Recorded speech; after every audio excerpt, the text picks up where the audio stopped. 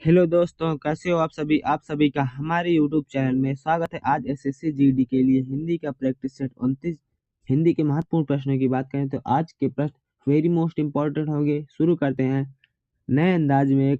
आज का पहला प्रश्न है, कौन सा जोड़ा समरूपी भिन्नार्थक है? ऑप्शन ए अवधि अवधि, ऑप्शन बी अनुचर नौकर, ऑप्शन सी आदि अंत, ऑप्शन डी अभिनय नाटक।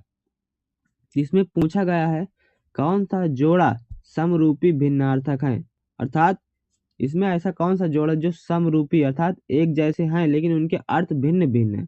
तो वह है ऑप्शन ए अवधि अवधि। ऑप्शन नंबर सही है इसका ए। देखते हैं क्वेश्चन नंबर अगला। क्वेश्चन नंबर 2, दिए गए विकल्प से सही वाक्य बताएं। इन विकल्पों में से कौन सा सही वाक्य है? ऑप्शन ए ईमानदारी मनुष्य का श्रेष्ठ लक्षण है, ऑप्शन बी ईमानदारी मनुष्य का श्रेष्ठ आचरण है, ऑप्शन सी ईमानदारी मनुष्य का श्रेष्ठ व्यवहार है। यहाँ पर व्यवहार गलत लिखा है, व्यवहार लिखा है, तो ये ऑप्शन सी तो गलत हो गया। ऑप्शन डी ईमानदारी मनुष्य का श्रेष्ठ गुण है। तो इनमें से कौन सा सही वाक्य ये पूछा गया है, तो इनमें है ईमानदारी मनुष्य का श्रेष्ठ गुण है। ऑप्शन नंबर सही है इसका डी, ईमानदारी मनुष्य का श्रेष्ठ गुण है। दूसरे का सही है ऑप्शन डी। देखते हैं क्वेश्चन नंबर अगला।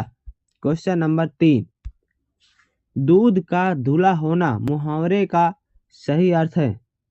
ऑप्शन ए निर्दोष होना, ऑप्शन बी दोषी होना, ऑप्शन सी पाप करना, ऑप्शन डी चोरी करना।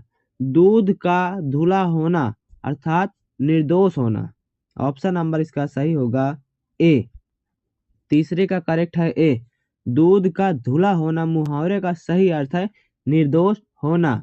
देखते हैं क्वेश्चन नंबर अगला। क्वेश्चन नंबर 4, कामायनी के रचनाकार हैं। Option A Jaishankar Prasad, option B Sumitra Nandan Pant, option C Suryakant Tripathi Nirala, option D Mahadevi Verma.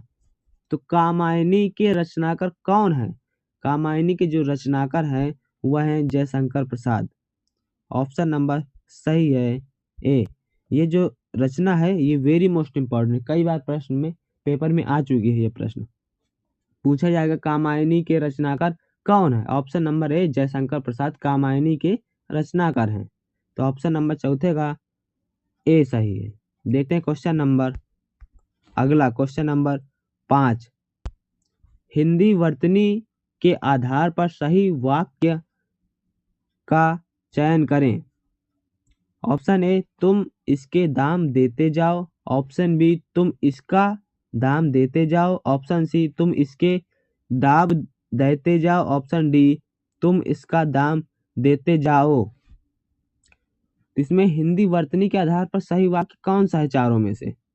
इसमें सही है तुम इसका दाम देते जाओ। तो ऑप्शन नंबर इसका होगा बी। पूछा गया वर्तनी के आधार पर कौन सा शुद्ध वाक्य? ऑप्शन नंबर बी तुम इसका दाम देते जाओ। ऑप्शन नंबर 5वें का सही है बी। देखते हैं क्वेश्चन नंबर अगला।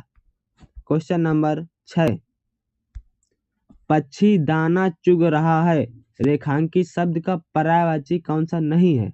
तो रेखांकित शब्द पक्षी, पक्षी का पर्यायवाची कौन सा नहीं है? पूछा गया कौन सा नहीं है। ऑप्शन ए पंकज, ऑप्शन बी अंडज, ऑप्शन सी खग, ऑप्शन डी नभचर। कौन सा नहीं है पूछा गया, तो सबसे पहले देखते कौन कौन से हैं। तो अंडज, खग, नभचर ये पक्षी के पर्यायवाची तीनों हैं। पूछा गया कौन सा नहीं है, तो ऑप्शन नंबर ए पंकज पक्षी का पर्यायवाची नहीं, यह कमल का पर्यायवाची पंकज। तो पूछा गया कौन सा नहीं है, तो ऑप्शन नंबर ए पक्षी का पर्यायवाची नहीं है, पंकज कमल का पर्यायवाची है। और जैसे लिखकर आ जाए पंख, तो यह जल नीर का पर्यायवाची है, जल या नीर का पर्यायवाची है। पक्षी का पर्यायवाची कौन कौन से? अंडज, खग, नभचर, और कमल का है पंकज। देखते हैं क्वेश्चन नंबर अगला। क्वेश्चन नंबर 7, बहुत दिनों बाद दिखना अर्थ के लिए मुहावरा है। इसमें पूछा गया है मुहावरे ये है, इनका अर्थ ये है बहुत दिनों बाद दिखना। ऑप्शन ए कोसों दूर होना, ऑप्शन बी गुदड़ी का लाल होना ऑप्शन सी, ईद का चांद होना ऑप्शन डी, अब तब होना। तो एक मुहावरा होता है ईद का चांद होना, ऑप्शन नंबर सी, ईद का चांद होना मुहावरे का सही अर्थ होता है बहुत दिनों बाद दिखना, ऑप्शन नंबर इसका 7वें का सही है सी, ईद का चांद होना अर्थात बहुत दिनों बाद दिखना, ऑप्शन नंबर सी करेक्ट है। देखते हैं क्वेश्चन नंबर अगला, क्वेश्चन नंबर 8, अनिल अनल का सही अर्थ देने वाला शब्द युग्म है। यह भी जो प्रश्न है ये पेपर में कई बार आ चुका है, तो ये भी प्रश्न वेरी मोस्ट इंपॉर्टेंट है। अनिल और अनल का अर्थ देने वाला शब्द युग्म कौन सा, ऑप्शन ए वायु अग्नि, ऑप्शन बी अग्नि वायु, ऑप्शन सी हवा पानी, ऑप्शन डी आग पानी। तो इसमें है पहले अनिल का अर्थ है वायु, दूसरे अनल का अर्थ है अग्नि। तो इसमें कौन सा ऑप्शन है, ऑप्शन नंबर 8वें का ए, अनिल और अनल। तो पहले जो अनिल इसका अर्थ है वायु और दूसरा अनल है इसका अग्नि। अनिल अनल वायु और अग्नि इनके अर्थ हैं। तो 8वें का सही ऑप्शन है ए। देखते हैं क्वेश्चन नंबर अगला, क्वेश्चन नंबर 9, निम्नलिखित में से कौन सा शब्द चंद्रमा का पर्यायवाची नहीं है। इसमें भी पूछा, जैसे पिछला प्रश्न था पक्षी का पर्यायवाची कौन सा नहीं है, उसी तरह इसमें चंद्रमा का पर्यायवाची कौन सा नहीं है। तो पहले देखते कौन कौन से हैं। तो विधु, शशि, चांद, ये चंद्रमा के पर्यायवाची हैं। पूछा गया कौन सा नहीं है, तो सूत, ये चंद्रमा का पर्यायवाची नहीं, ऑप्शन नंबर सही है सी, 9 का सही है सी, सूत अर्थात ये बेटे या पुत्र का पर्यायवाची है। तो पूछा गया कौन सा नहीं है, ऑप्शन सी सूत चंद्रमा का पर्यायवाची नहीं है। देखते हैं क्वेश्चन नंबर अगला, क्वेश्चन नंबर 10, गोदान किसकी रचना है, option A Premchand, option B Jainendra, option C Agyeya, option D Nagarjun. जैसे एक अज्ञेय से प्रश्न आता है इनका पूरा नाम क्या है, तो इनका पूरा नाम है सच्चिदानंद हीरानंद वात्स्यायन अज्ञेय। इस प्रश्न में है गोदान किसकी रचना है, प्रेमचंद्र, जैनेन्द्र, अज्ञेय, नागार्जुन।